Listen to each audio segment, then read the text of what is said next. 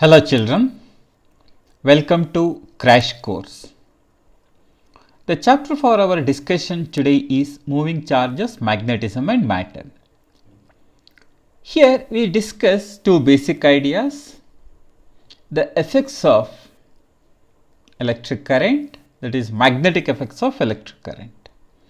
And we also discuss the mechanical effects of electric current, and of course we will take up the discussion of magnetism associated with matter as well.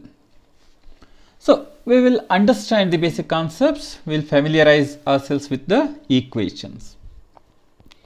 You know that a moving charge is responsible for magnetic effects of electric current, or moving charge is responsible for magnetic field.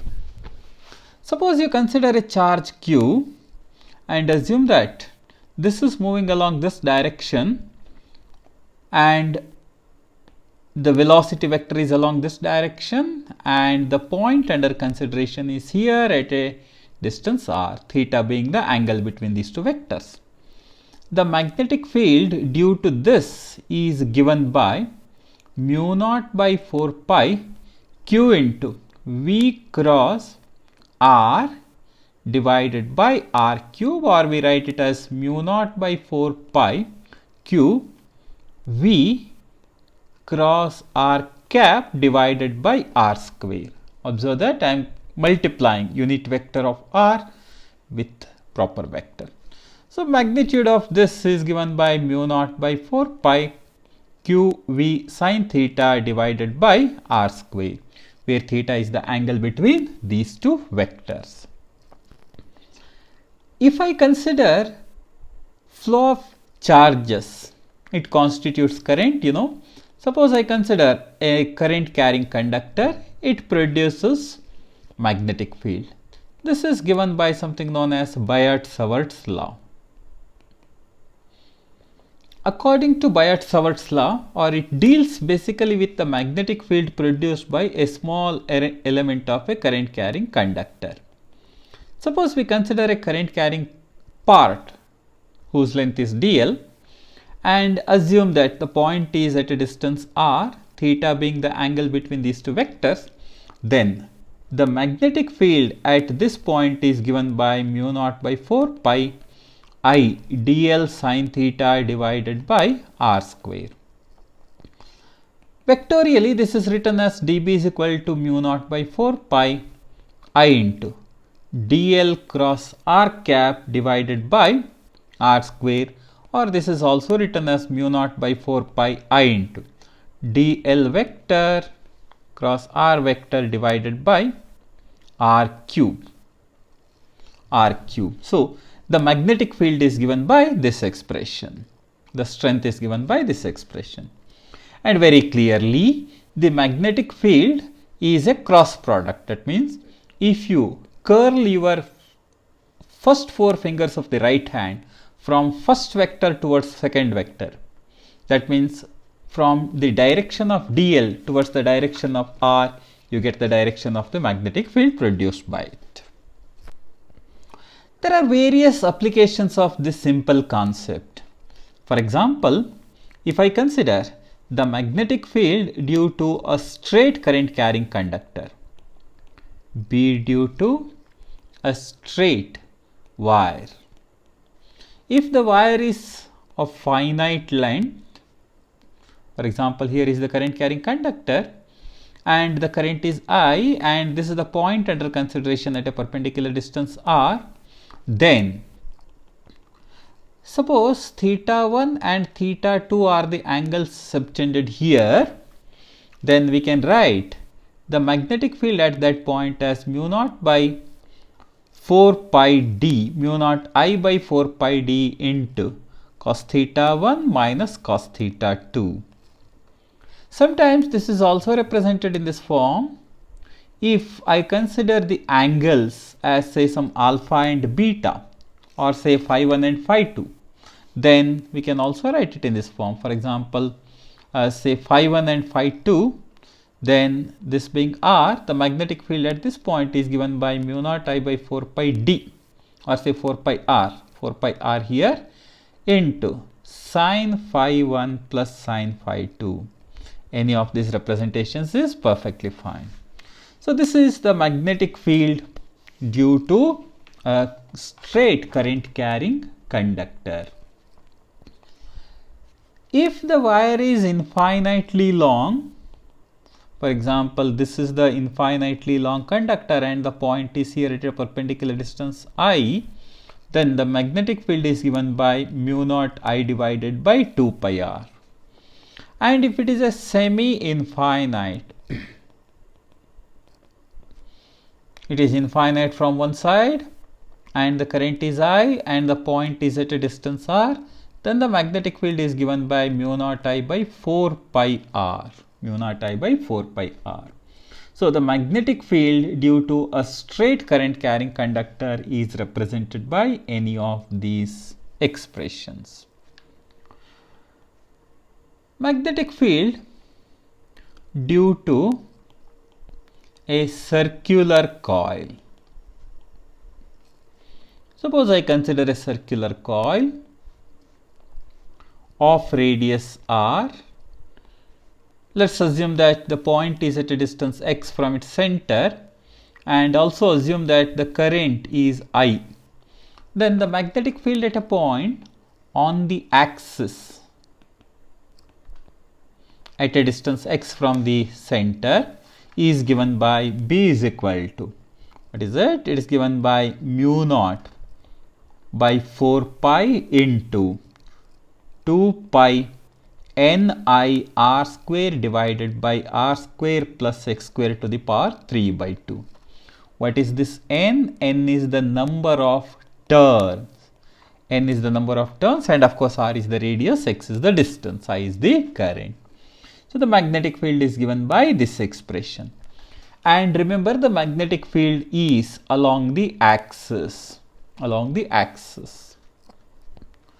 Magnetic field at the center is given by B is equal to mu naught Ni divided by 2R, 2 capital R.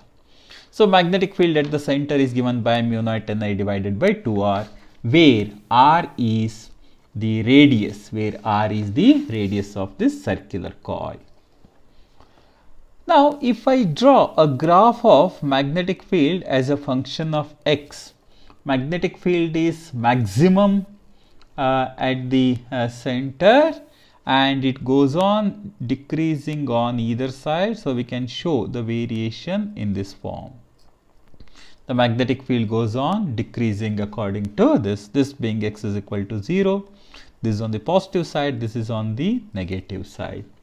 So magnetic field due to a current carrying conductor in the form of a circular loop is given by this expression. Suppose I consider such a current carrying loop. Let's assume that the current is in the clockwise direction, then the magnetic field is in the inward direction. Suppose the current is in the anti-clockwise direction, then the magnetic field is in the outward direction. So I am speaking of the magnetic field inside the coil, of course. So it is in the inward direction. I can show the field lines like this, or say field representation like this. Outward can be shown, with the help of a dot.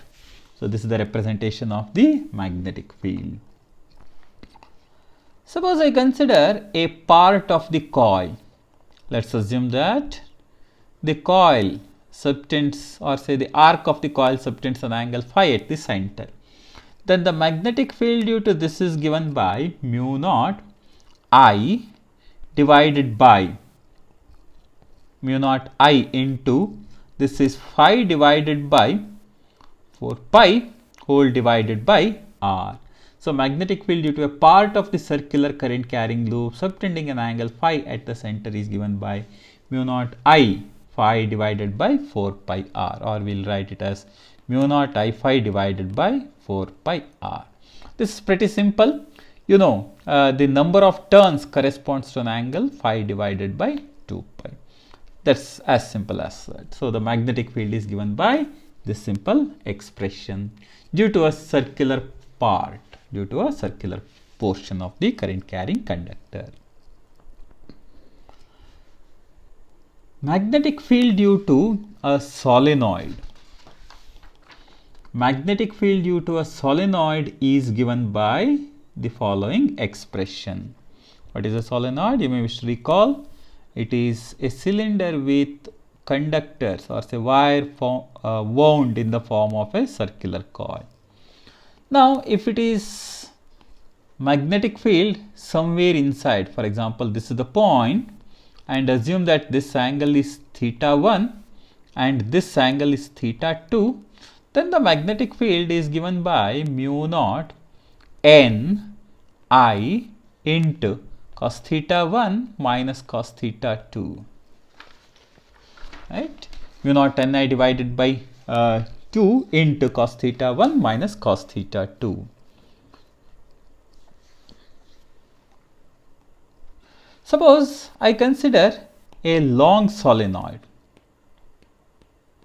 In the case of a long solenoid, the cross section is very small compared to the length, and thus the magnetic field is given by mu naught Ni. This time we should be very careful. Small n stands for total number of turns divided by length, that is number of turns per unit length. Number of turns per unit length is the magnetic field. Number of turns per unit length. Ampere's law is a tool which helps us in calculation of the magnetic field easily if there is a symmetric distribution of current. It's very simple. Let us consider an Amperian loop like this, and there are a couple of conductors carrying current, for example I1, I2, I3, I4, etc. Then according to Ampere's law, the loop integral of B dot dl over this circular loop is given by mu naught into I net. So loop integral B dot dl is equal to mu naught times I net. So we can use this expression to find out the magnetic field due to any symmetric current distribution. So these are some basic ideas regarding the magnetic field due to current carrying conductor, the magnetic field due to current distributions of different geometries. Current distributions of different geometries.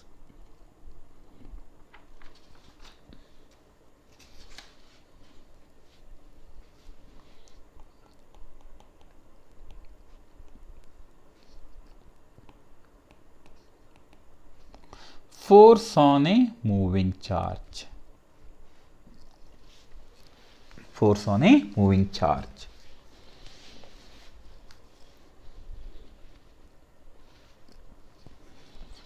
Let us consider a charge Q which is moving in a magnetic field with velocity v, magnetic field being B. Then the force experienced by the charge is given by F is equal to Q into V cross B. Or we can write F is equal to Q V B sin theta, where theta is the angle between the velocity vector and the field vector. The angle between these two is given by this one.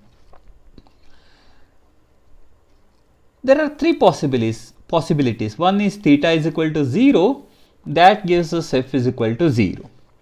Second is theta is equal to 90 degree, that gives us F is equal to QVB. Third is theta lies between 0 and 90, that gives you F is equal to QVB sin theta. In the first case, the path is unaffected. The path is unaffected in the first case. In the second case, it becomes a circular case, and in the third case, it becomes a helix. I will take up the circular and the helical paths.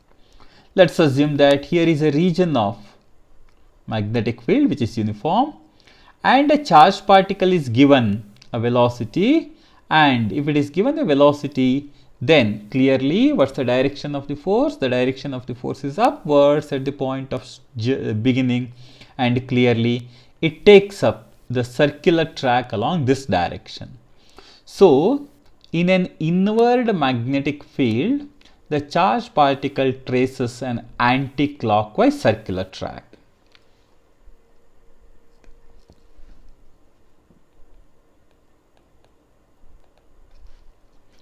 Let us consider one more case. In this case, it is an outward magnetic field and the velocity is in this direction. Then clearly the charged particle traces this circle. Therefore, in the inward magnetic field, the charged particle traces a clockwise circle. Clockwise circle. Outward magnetic field, the charged particle traces this one.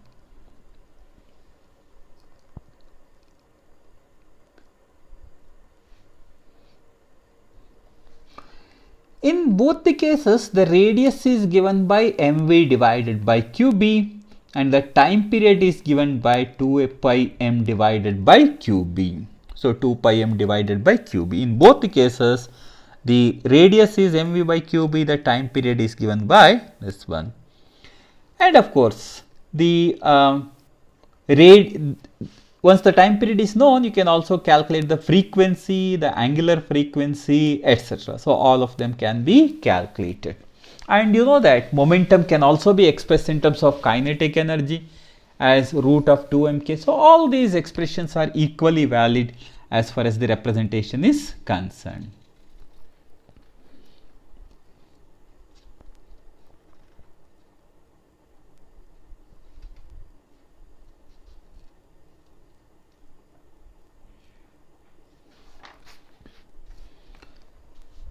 Suppose I consider the next case, that means theta lies between 0 and 90. For example, assume that there is a magnetic field along this direction and the velocity is at an angle. So, this velocity can be resolved into two components, one parallel and the other perpendicular. Parallel component puts the charged particle into translatory motion, while perpendicular component puts the charged particle into circular track. Therefore, the track traced by the charged particle is a spring-like track or it is a helix. It is a helical path. And you know that a helix is understood in terms of radius, which is basically because of circular part mv perpendicular by qb.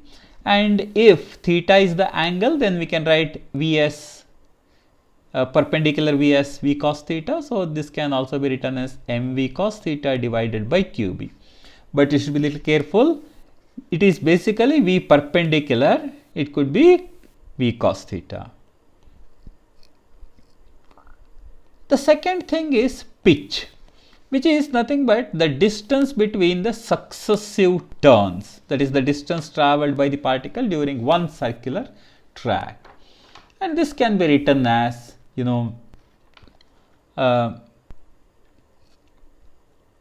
parallel component of the field into time period.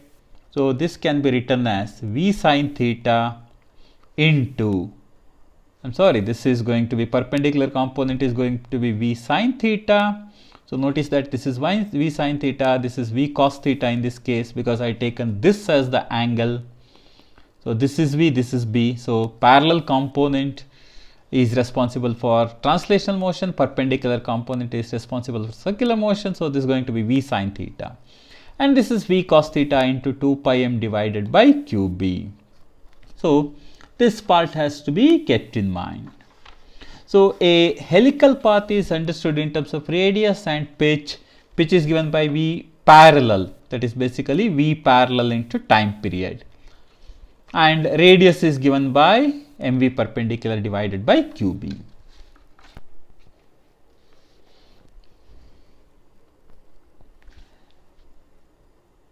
Suppose I consider a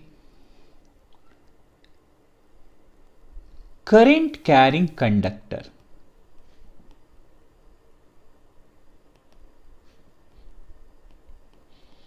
A current carrying conductor placed in a magnetic field experiences a force.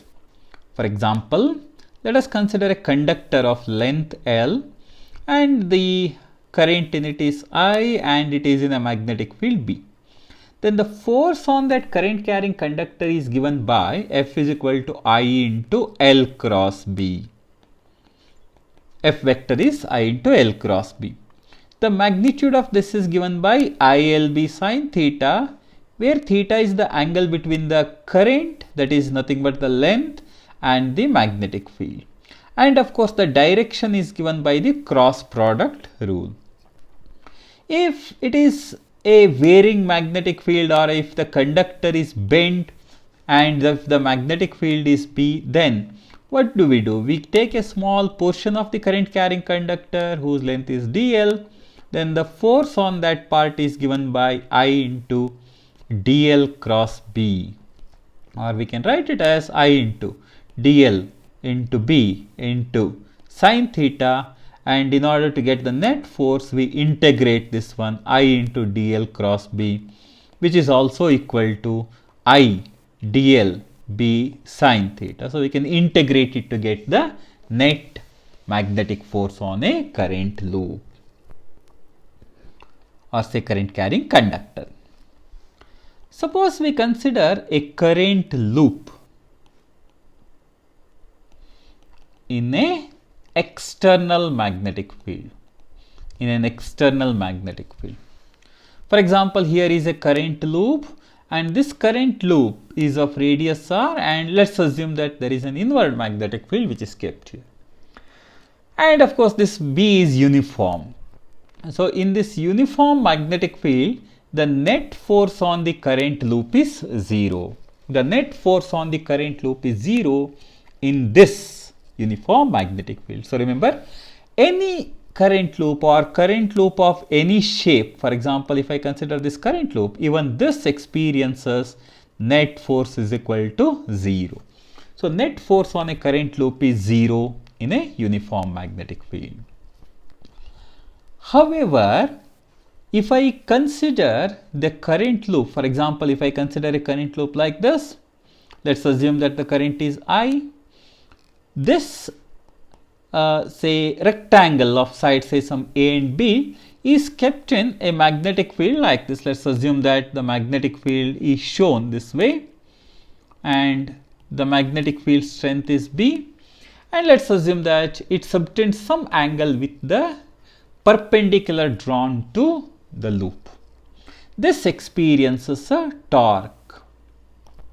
The current loop experiences a torque. The torque on the current loop is given by NIA into B into sine theta. NIA into B into sine theta, where this theta is the angle between the perpendicular to the area, or it is nothing but area vector, and the field direction. So the torque is nothing but NIA into B into sine theta. But this NIA is nothing but magnetic moment M. So I can write it as MB sine theta, or this in terms of cross product is M cross B. So magnetic torque or torque on a current loop is given by M cross B. Thus, in a uniform magnetic field, a current loop experiences a torque which is given by M cross B. And under the influence of this torque, a current loop may undergo a rotation. It may undergo a rotation.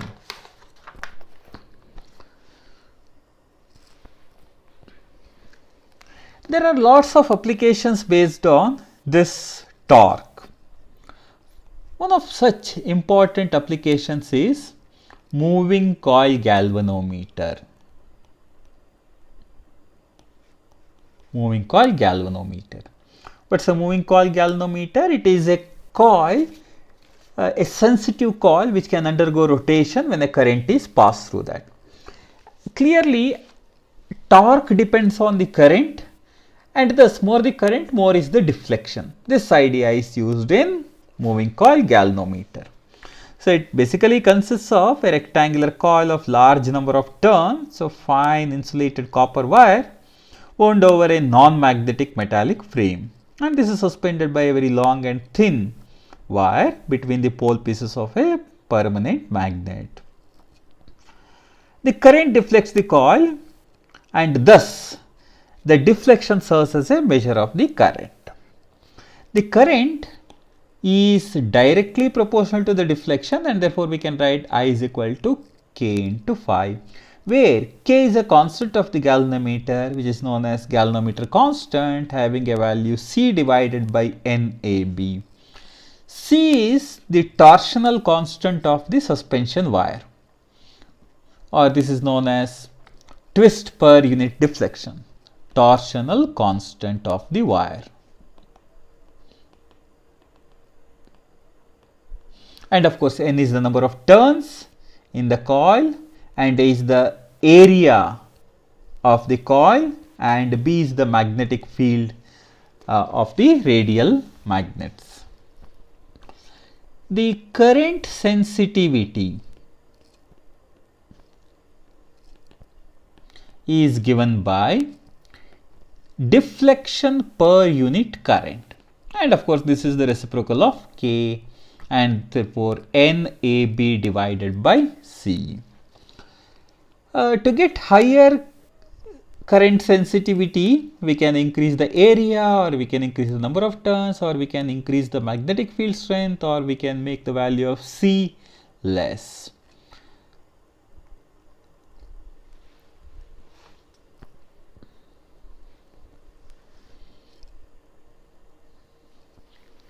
So this is one of the very important applications of the idea of torque on a current loop. Torque on a current loop.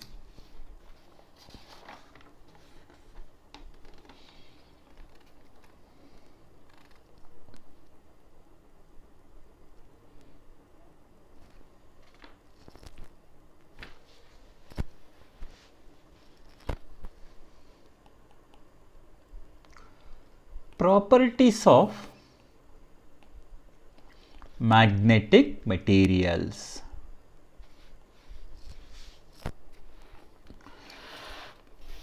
First one is magnetizing force or intensity of magnetizing field. Magnetizing force or intensity of magnetizing field. H.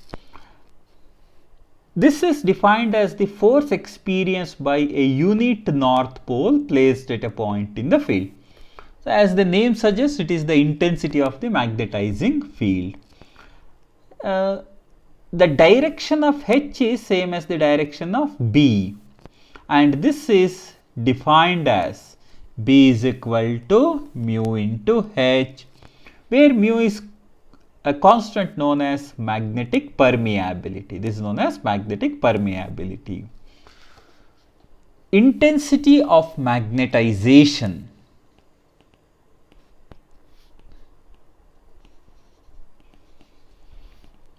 Represented by I. You know, when a magnetic material is placed in a magnetic field, it gets magnetized and it acquires certain magnetic dipole moment. The intensity of magnetization is defined as magnetic moment per unit volume. This is many times represented as 2m into L divided by A into 2L.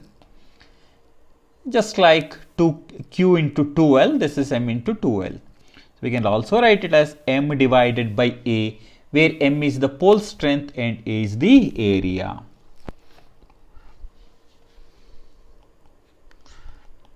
Magnetic susceptibility.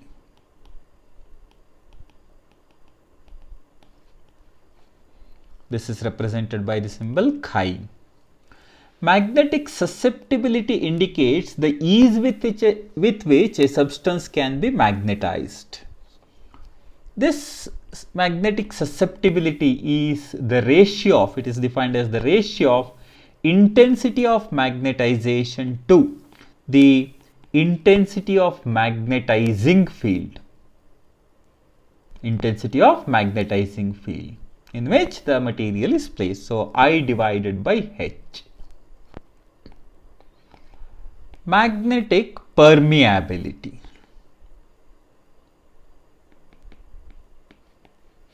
Represented by mu.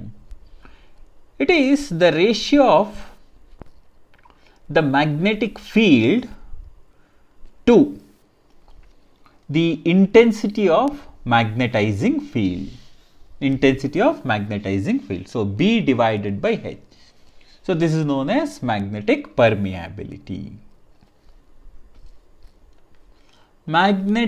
Magnetic induction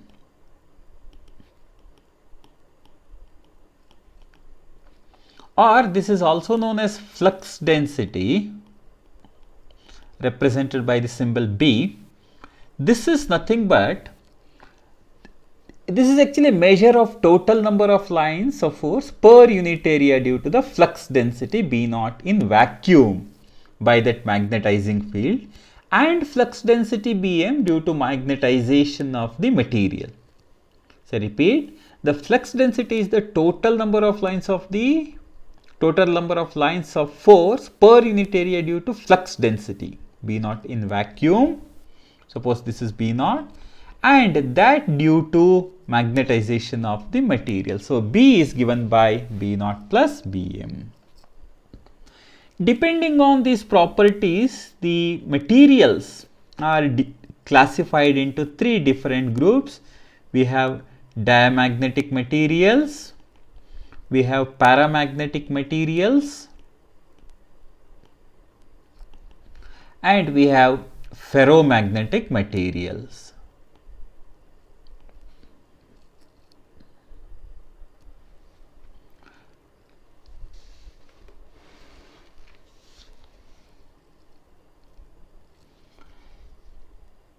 Curie's law deals with magnetic susceptibility and the temperature relation for paramagnetic materials. So, according to Curie's law, for paramagnetic materials, susceptibility is inversely proportional to the absolute temperature. It is inversely proportional to absolute temperature. This is known as Curie's law. This is written as chi is equal to C divided by T, where C is called Curie's constant. In the case of ferromagnetic materials, this law can be represented in a slightly different form. This is represented as K divided by T minus Tc, where Tc is nothing but a Curie temperature. So, in the case of ferromagnetic materials, the susceptibility is very high and constant up to a certain temperature, above which it varies with temperature according to this equation. According to the equation, chi is equal to K divided by T minus Tc.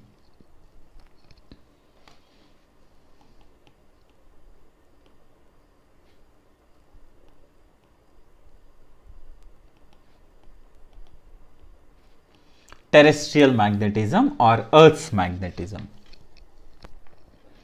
You know that the interior of the Earth contains a hot plasma which is actually in circulation. This circulation of plasma is like the flow of currents, and due to this there is a magnetic field outside the Earth. And in order to understand this, we use three different terminologies. One is the idea of meridian, the second is the idea of declination, third is inclination. First is magnetic meridian. Meridian generally refers to plane. Suppose I consider Earth represented as a sphere. These are the geographic north and south poles, and you know that near geographic north pole is located magnetic south pole and vice versa. Now, if I consider any place on the Earth, we can form a plane with the help of the two magnetic poles and the place under consideration. This plane is what is called as magnetic meridian. So, this is basically a plane coinciding with the magnetic north and south and that place.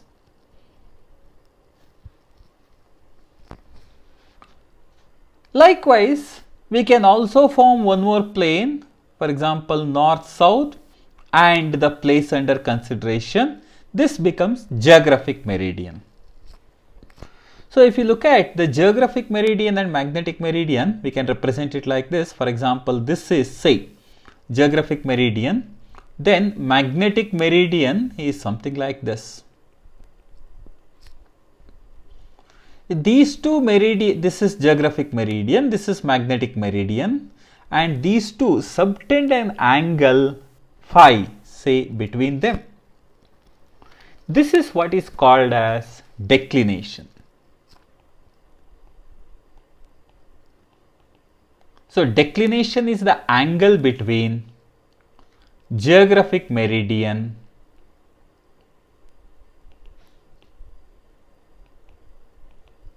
and magnetic meridian.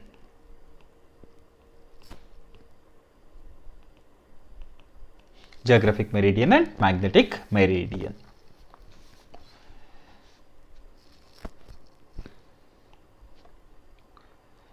The other is what is known as angle of inclination or dip.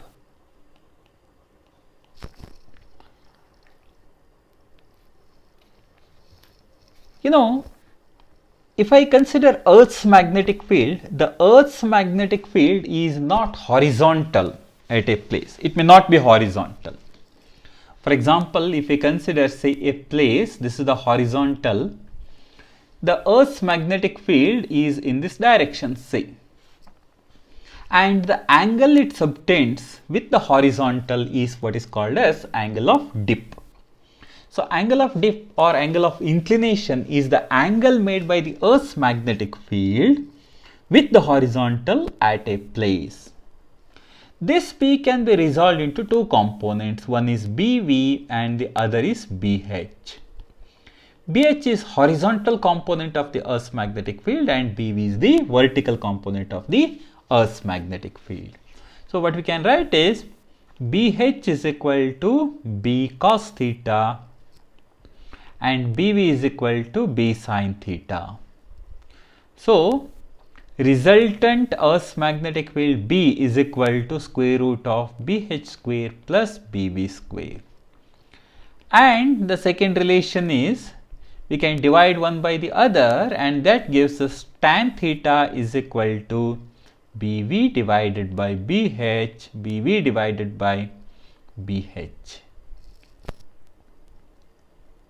So, we can also write BV is equal to BH tan theta. And remember, BH is 0 at poles and maximum at equator. Maximum at the equator. So, these ideas are to be kept in mind clearly as far as terrestrial magnetism is concerned. So, these are some basic ideas regarding magnetism and matter. Familiarize yourselves with these equations, with these concepts. Let us take up some problems based on these concepts in our next session. The chapter on which we discuss numerical problems today is moving charges, magnetism and matter.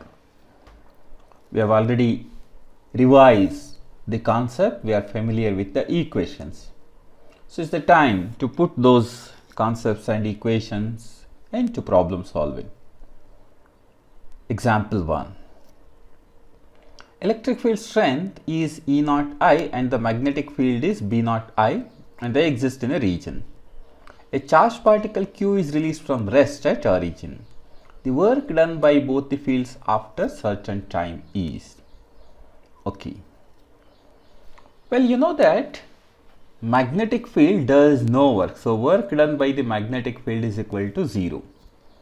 and the work done by the electric field is nothing but electric force into displacement, that is nothing but Q into E into X. So if the charged particle travels certain distance x, then the net work done by both the fields together is that by the magnetic field, that by the electric field, 0 plus Q into E into X, that is nothing but QE into X. The electric field is along x axis, therefore it does work for any displacement along x axis. So QEX is our correct answer. Example 2.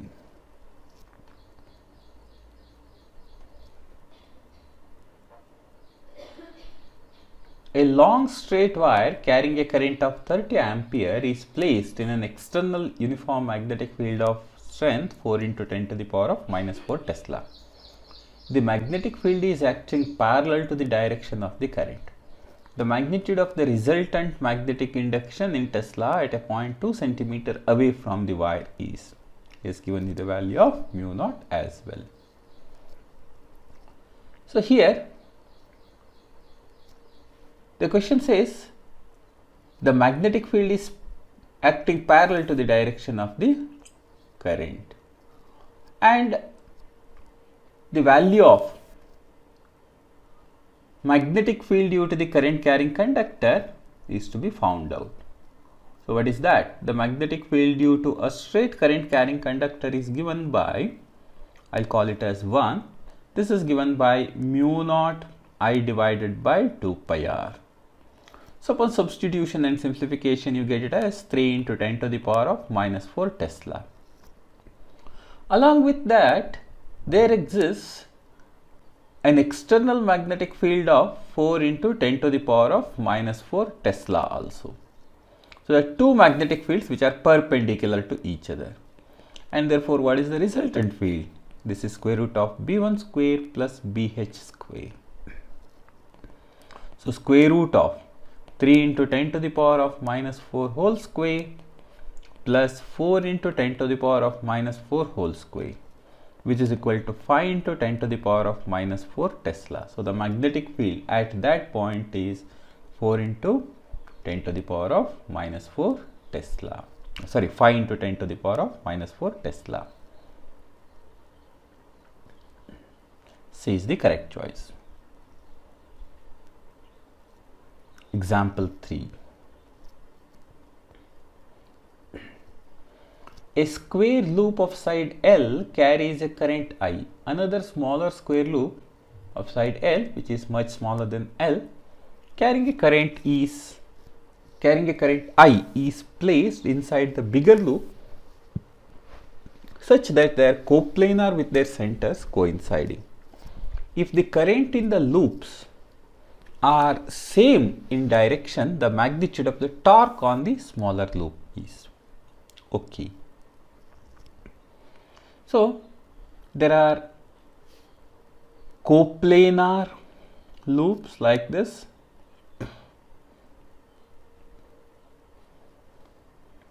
There are two loops and their currents are same in direction, and the question is the torque. So clearly torque is equal to mb sin theta. M is the magnetic moment of the smaller loop and B is the external magnetic field, that is the field produced by the other one, and sin theta, angle between M and B. But if you notice this, the magnetic moment of the smaller loop is in the inward direction. The magnetic field produced by the outer coil is also in the inward direction, which means that the angle between these two is 0. So this is mb sin 0, and therefore the torque becomes 0. You don't have to calculate the value of m and b in this case. It straight away turns out to be 0.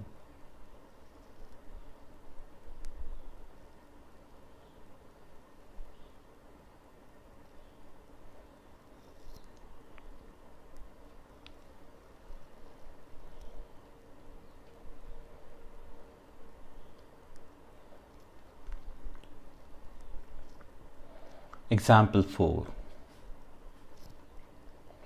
Magnetic induction at the center of a circular loop carrying a current is B.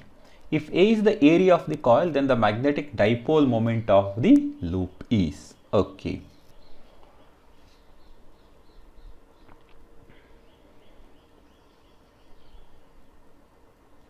So he says is a circular loop and the magnetic field is B. A is the area of the loop. We know that the magnetic field is given by mu naught I divided by 2r at the center of a circular coil, and area A is pi r square and magnetic moment is I into A. So I can write from this expression I is equal to B into 2r divided by mu naught, and from this expression I can write r is equal to A divided by pi under root. So I'll substitute all these details. I is B into 2r divided by mu naught, and A is pi into A divided by pi r square. A, I can write it in terms of A only. And B into 2 by mu naught, r is root of A divided by pi into A. So upon simplification we get it as 2BA divided by mu naught root of A divided by pi. So the magnetic moment is 2BA divided by mu naught root of A divided by pi. So which is our correct option? Yes, D. Example 5. A cell of negligible internal resistance is connected to a tangent galvanometer and the deflection produced is 30 degree. If three such cells are connected in series and the combination is connected to the same galvanometer, the deflection will be okay. The current is directly proportional to tan theta, or current is directly proportional to tan of angle of deflection. So I'll write initially it is I1 and finally it becomes, what is it? I is proportional to tan theta. Finally it is 3I because there are three such cells and the internal resistance is negligibly small. This is tan theta. I can write tan theta divided by tan 30 is equal to 3, or it gives us tan theta is equal to 3 tan 30. That gives me theta is equal to 60 degree. Theta is equal to 60 degree. B is the correct choice. A particle of mass 1 into 10 to the power of minus 26 kg and charge 1.6 into 10 to the power of minus 19 coulomb traveling with a velocity of 1.28 into 10 to the power of 6 meters per second along the positive x-axis enters a region in which a uniform field of minus 102.4 into 10 to the power of 3 k cap Newton per coulomb and magnetic field of B is equal to 8 into 10 to the power of minus 2 J cap Tesla. The direction of motion of the particle is. Okay. Now if you look at this problem, the charged particle experiences two forces. Electric force is QE and the magnetic force is QVB. So now the question is, if these two are equal to each other, will the particle move along this straight line is the basic question. Let us cross check. Is that E is equal to VB? Let us see. What is the value of E? Minus 102.4 into 10 to the power of 3. I am just going to take its value. This is equal to V. 1.28 into 10 to the power of 6 and B. What is the value of B? 8 into 10 to the power of minus 2. So you notice that these two are equal to each other. That means E is equal to VB is satisfied. If E is equal to VB is satisfied, the charged particle experiences zero net force. If the net force is zero, the charged particle moves along the original direction. because there is no acceleration, there is no reason for it to change its path nor change its speed. So the charged particle was moving along x-axis and it continues to move along x-axis. A is our correct choice.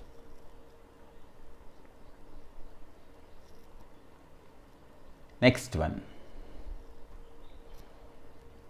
A horizontal wire of length 0.05 meter carries a current of 5 ampere.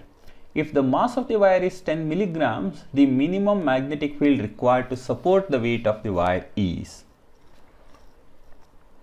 The charged particle, rather the current carrying conductor, experiences two forces. One is weight, and in order to keep it in equilibrium, it must experience magnetic force also. So magnetic force must be equal to mg. This is I into L into B is equal to m into g. So B is equal to mg divided by IL. Mg divided by IL. What are the values? 10 milligram into 10 whole divided by current is 5 ampere and the length is 0.05, and that gives us 4 into 10 to the power of minus 4 Tesla. So the minimum magnetic field required to balance it is 4 into 10 to the power of minus 4 Tesla. Is the correct choice. Example 8. A moving coil galvanometer A has 200 turns and a resistance of 100 ohm. Another meter B has 100 turns and a resistance of 40 ohm. All the other quantities are same in both the cases. The current sensitivity. Okay. You know, current sensitivity is given by theta divided by I. That is nothing but NAB divided by C. Now, what are all the things that are different here? The things that are different are number of turns. For A is 200 and that for B is 100. And the resistance is 100 ohm and the resistance of the B is 40 ohm. Right? So, if I substitute these details, I'll get theta by I for A is equal to 2 times theta by I for B. So, the current sensitivity of A is 2 times the current sensitivity of B. B is our correct choice. Example 9. 3 identical thin bar magnets, each of moment m, are placed along 3 adjacent sides of a regular hexagon as shown. The resultant magnetic moment of the system is. Okay. So now, the magnetic moment, you know, is a vector quantity. And therefore, if I consider this is magnetic moment 1, and this is the magnetic moment of the second, and the third is of this magnetic moment. So we want to find out the resultant of these 3. So what is it going to be? So, you know, it is something like 3 vectors. Vector A, and if you look at the other one, the last one, so I will consider M1 only, and M3. Those two subtend an angle 120 degree between them, and the resultant of these two is nothing but a single magnetic moment of, you know, all of them are equal magnitude wise. So this is M, this is also M, so this is nothing but M4, which is equal to M. And now we have one more, M4 is equal to M, and along with that you also have M2. M2 is equal to M. what is the resultant of these two? The resultant of these two is 2m. So the resultant magnetic moment of this combination is 2m. D is our correct choice. Example 10. The magnetic moment of a bar magnet is 0.256 ampere meter square. Its pole strength is 400 milliampere meter. It's cut into two equal pieces and those two pieces are arranged at right angles to each other with their unlike poles in contact or like poles in contact. The resultant magnetic moment of the system is, again, simple. There are two magnetic moments and of course m1 is equal to m2 is equal to m by 2 because they are cut into two parts. And there are two magnetic moments. This is m1 and the other is m2 and they are perpendicular to each other. Therefore, the resultant magnetic moment, net magnetic moment is square root of m1 square plus m2 square. That is root of m by 2 whole square plus m by 2 whole square. Or this is nothing but m by 2 root 2 or m by root 2. This is the magnetic moment. And how to find out the magnetic moment? Magnetic moment is equal to pole strength into pole separation. So you can substitute this. The magnetic moment is already given, so you don't have to calculate it also. Magnetic moment is already given over there. So it is going to be 256 divided by root 2 into 10 to the power of minus 3.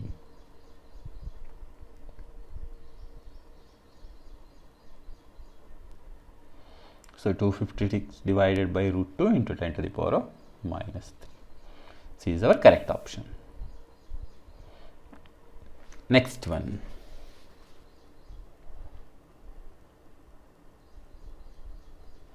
"300 turns of a thin wire are uniformly wound on a permanent magnet shaped as a cylinder of length 15 centimeter.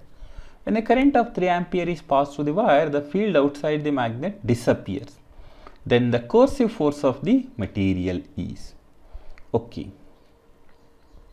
So here the magnetic field at the center of a long straight conductor whose cross section is in the form of a thin half ring is given by B is equal to mu naught I divided by pi square R. And so the force per unit length of the wire carrying a current I and placed on the axis of the first conductor turns out to be F is equal to B I into L. That is the force per unit length on the conductor. If I simplify it, this is mu naught I square divided by pi square R per unit length. So this is force and therefore force per unit length turns out to be F by L, which is BI. So we can substitute for these details here. All the details are known to us. Number of turns is known to us, current is known to us, etc. And this turns out to be 2 into 10 to the power of 3 Newton per meter, force per unit length. So 2 into 10 to the power of 3, that is 2 kilonewton per meter.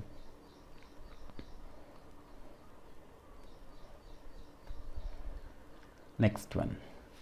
A coil in the shape of an equilateral triangle of side 0.02 meter is suspended from a vertex such that it is hanging in a vertical plane between the pole pieces of a permanent magnet producing a horizontal field of 5 into 10 to the power of minus 2 Tesla. Find the couple acting on the coil when a current of 0.1 ampere is passed through it and the magnetic field parallel to its plane. So I need to find the value of torque. You know that torque is given by, or couple is given by NIAB sin theta. So what is it equal to? I also need to find the area. So what is the area? This is nothing but half into L cross L and the magnitude of course that turns out to be half into L sine 60. What is the value of this one? This turns out to be, if I simplify it, I'll get it as 1.732 into 10 to the power of minus 4 meters square. So torque turns out to be N, how many turns of the coil? He says a coil. That means there is only one turn. So this is 1 into I 0.1 ampere into area 1.732 into 10 to the power of minus 4 into magnetic field is 5 into 10 to the power of minus 2 into sine 90. So this turns out to be 0.866 into 10 to the power of minus 6 Newton meter.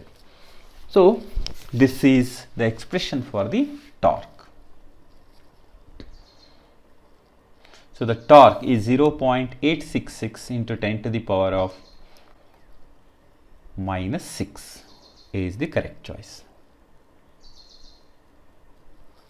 Next one. A coil in the shape of an equilateral triangle of side L is suspended between the pole pieces of a permanent magnet such that B is in the plane of the coil. If due to a current I in the triangle, a torque acts on it, then the side of the triangle is okay. Similar problem.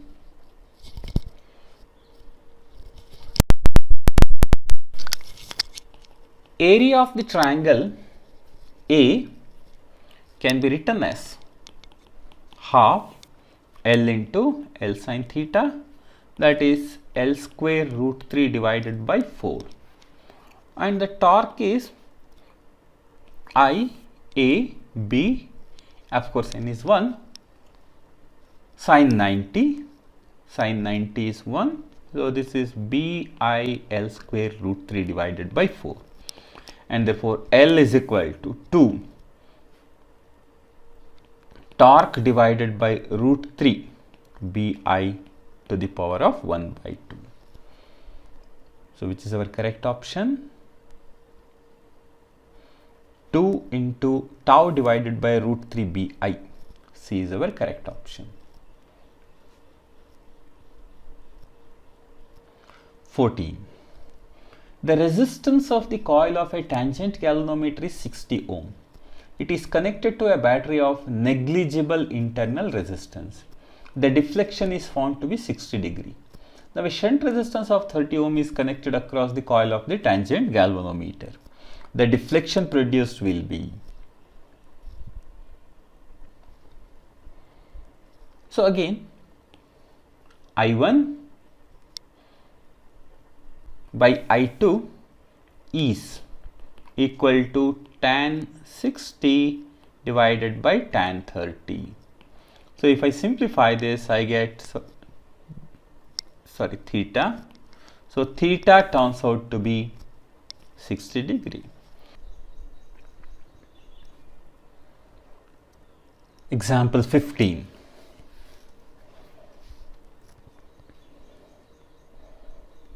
A magnetized wire is bent into an arc of a circle subtending an angle 60 degree at its center. Then its magnetic moment is x. If the same wire is bent into an arc of a circle subtending an angle 90 at its center, then the magnetic moment will be. The magnetic moment is given by 2m into sine theta by 2 divided by theta. So if I substitute that, I get 2 root 2 x divided by 3. So the new magnetic moment turns out to be 2 root 2 x divided by 3.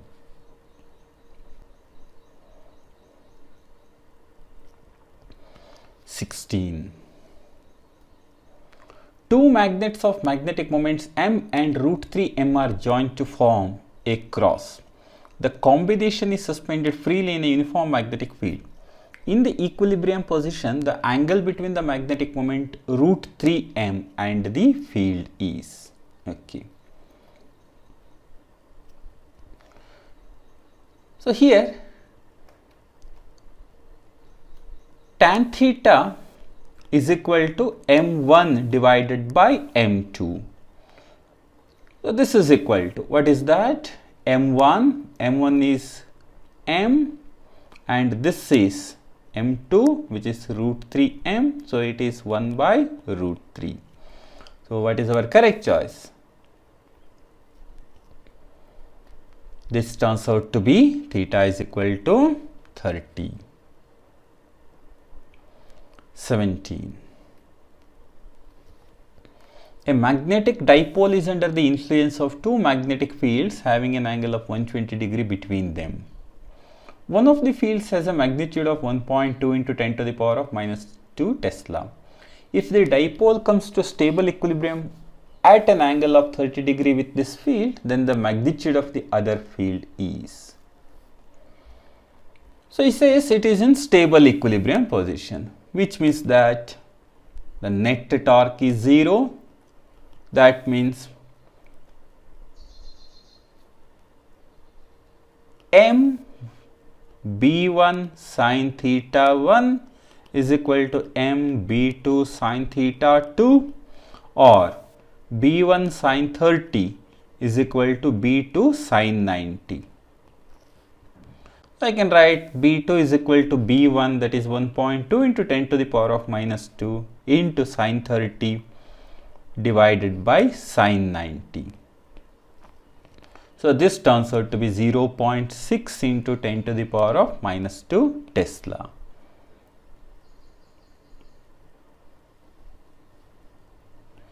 B is the correct choice.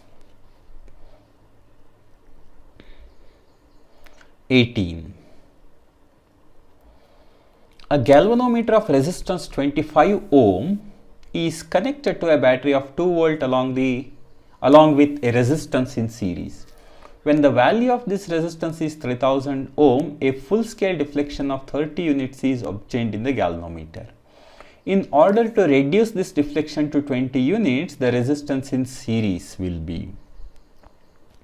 The resistance to be connected is given by V by Ig minus G, and you can substitute for that.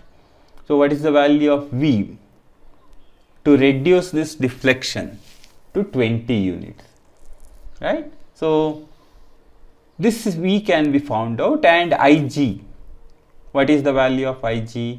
The value of Ig is the current through the galvanometer. And what's the resistance of the galvanometer? The resistance of the galvanometer is given to be 25 ohm. So upon substitution and simplification, you get as 4513 ohm.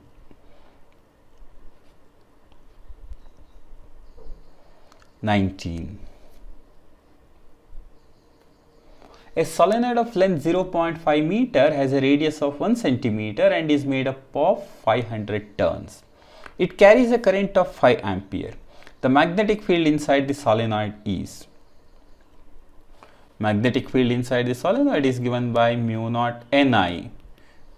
So if I substitute the value mu naught N, 500 turns per unit length, and the current is 5 ampere, and upon substitution you get as 6.28 into 10 to the power of minus 3 Tesla.